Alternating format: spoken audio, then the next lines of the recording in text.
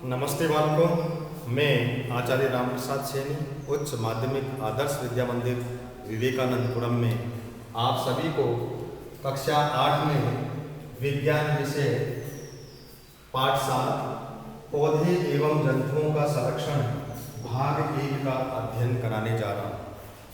बालकों, जैसा कि आपको ध्यान में होगा, पौधे एवं जंतुओं का संरक्षण, पौधे एवं जंतुओं का संरक्षण हमें क्यों करना चाहिए, इसके बारे में यदि हम अवलोकन करें तो हमें ध्यान में होगा कि यदि प्रकृति के अंदर पौधे अधिक मात्रा में होंगे तो प्रकृति के अंदर जो हरियाली है और भी बहुत सारे जो प्रक्रम हैं हमारे, वो ठीक प्रकार से संचालित होंगे।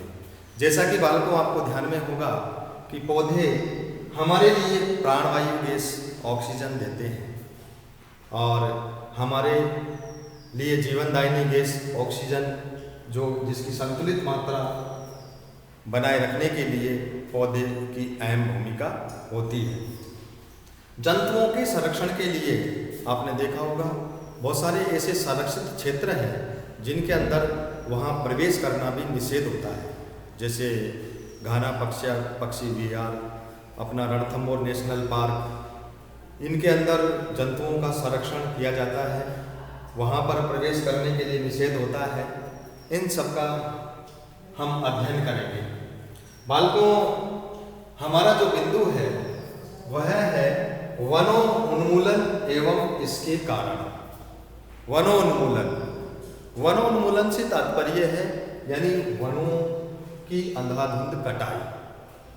बालकों, आपको ध्यान में होगा यदि प्रकृति के अंदर से यदि हम पेड़ पौधों का अंधाधुंध दोहन करेंगे, इनकी अंधाधुंध कटाई करेंगे, तो प्रकृति के अंदर जो संतुलन है, गैसों का जो संतुलन है, वो बना नहीं रहेगा। इसलिए वनों का उन्मूलन करने से, वनों की कटाई होने से इसका विपरीत प्रभाव भी पड़ेगा। जैसे वनों के अंदर रहने वाले जो जीव जंतु हैं उनके लिए वन क्षेत्र कम रहेंगे, तो वो ठीक प्रकार से अपना जीवन वहाँ सुचारू रूप से नहीं जी पाएंगे। दूसरा है, यदि वनों की हम कटाई करेंगे, क्योंकि जो पेड़ पौधे होते हैं वो मृदा के अपरदन को रोकते हैं।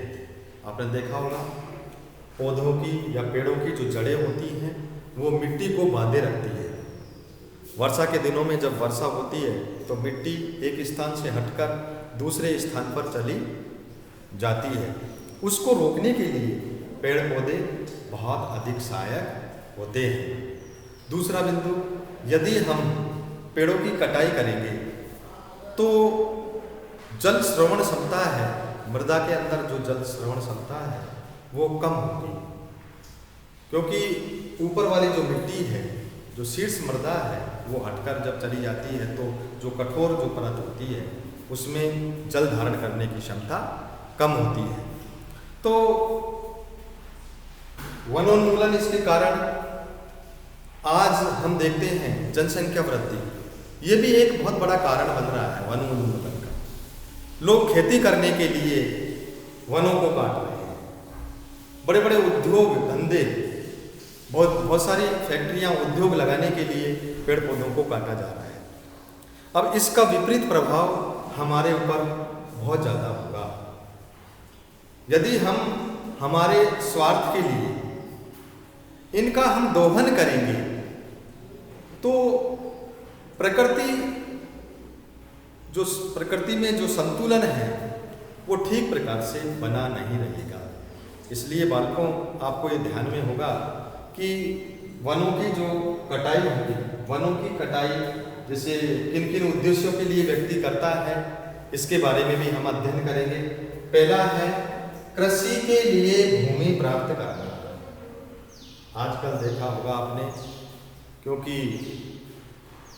व्यक्ति कृषि करने के लिए जो भूमि की आवश्यकता होती है, उस भूमि को प्राप्त करने के लिए जो पेड़ पौधे लगे हुए हैं उनकी कटाई करना है। दूसरा है घरों एवं कारखानों का निर्माण करना। घरों एवं कारखानों का निर्माण करने के लिए भी वनों की कटाई की जा रही है। तीसरा जो पॉइंट है हमारा, फर्नीचर बनाने अथवा लकड़ी का ईंधन के रूप में, यानी आपने देखा होगा बहुत सारी इमारती लकड़ियां प्राप्त करने के लिए सागवान है, शीशम है, बड़े बड़े ऐसे धोप के जो वृक्ष हैं उनको व्यक्ति क्या कर रहे हैं, फर्नीचर बनाने के लिए, लकड़ी ईंधन के रूप में लकड़ी प्राप्त करने के लिए उनकी कटाई हो रही है।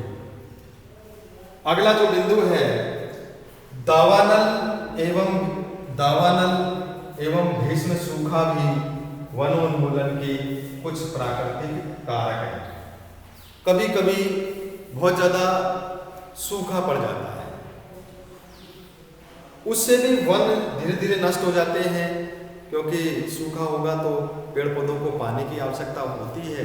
यदि पर्याप्त मात्रा में पौधों को पानी नहीं मिलेगा तो पौधे जीवित नहीं रहेंगे।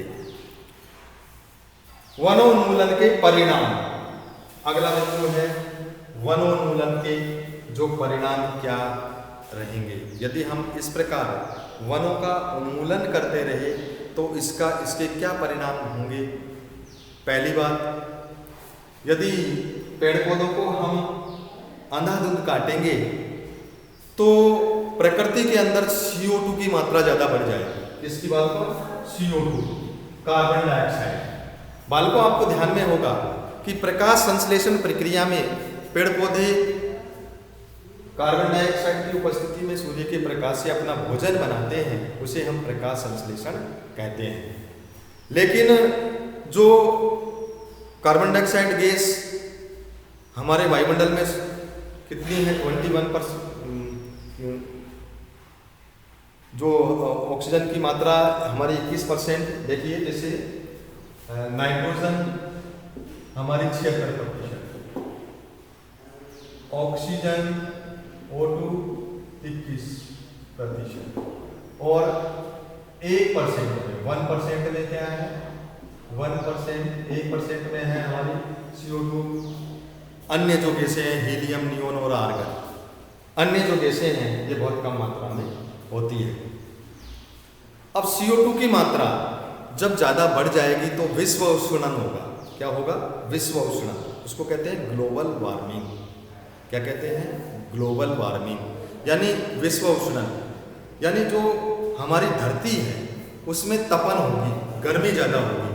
जब विश्व उष्णन होगा, गर्मी ज़्यादा होगी, तो जो हमारे ग्लेशियर है, जो बर्फ से आच्छादित जो पहाड़ियाँ हैं वो क्या होंगी, गर्मी से पिघलेंगी, और हमारी जो धरती है वो जलमग्न होगी, यानी जल की मात्रा बढ़ जाएगी। तो जो वनोन्मूलन के जो परिणाम क्या क्या निकलेंगे, वनों की यदि हम कटाई करेंगे तो जो जीव जंतु हैं वो भी नहीं रह पाएंगे ठीक प्रकार से। दूसरा, हमारे पर्यावरण में, हमारे वायुमंडल में CO2 की मात्रा अधिक बढ़ेगी, और जब CO2 की मात्रा ज़्यादा बढ़ जाएगी तो विश्व उष्णन होगा, ग्लोबल वार्मिंग होगा, बहुत ज़्यादा गर्मी होगी, और उससे हमारे जो मानवीय जीवन पर बहुत ज़्यादा प्रभाव पड़ेगा। तो बालकों, आपको ध्यान में होगा कि किस प्रकार से यदि हम वनों का उन्मूलन करते रहे, अंधाधुंध इनका दोहन करते रहे, तो आने वाली पीढ़ी के लिए बहुत दुखदायी होगा। हमारा वायुमंडल जो ठीक प्रकार से स्वच्छ नहीं रह पाएगा। इसलिए बालकों, आपको ये ध्यान रखना होगा कि वनों का हमें संरक्षण करना चाहिए, जंतुओं का भी संरक्षण करना चाहिए। वनोन्मूलन ज़्यादा करेंगे तो उससे क्या क्या परिणाम निकलेंगे, और उनसे हमारे ऊपर क्या विपरीत प्रभाव पड़ेगा, इस वीडियो में हम इतना ही अध्ययन करेंगे। धन्यवाद। जय हिंद, जय भारत।